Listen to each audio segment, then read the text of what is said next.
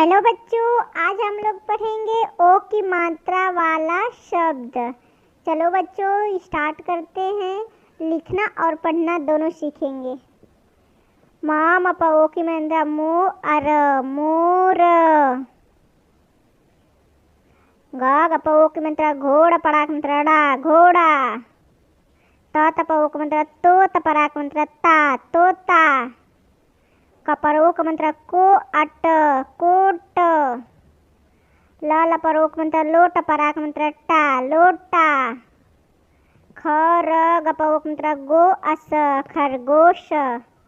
टपो का मंत्र टो कर बड़ी का मंत्र री टोकरी। कपरो का मंत्र को य अल कोयल।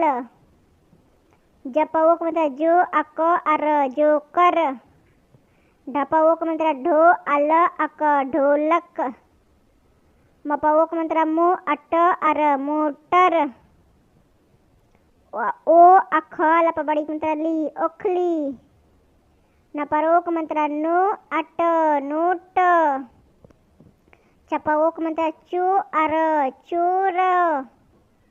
डपाओ का मंत्र डो अर डोर। लपरो का मंत्र लो अग लोग।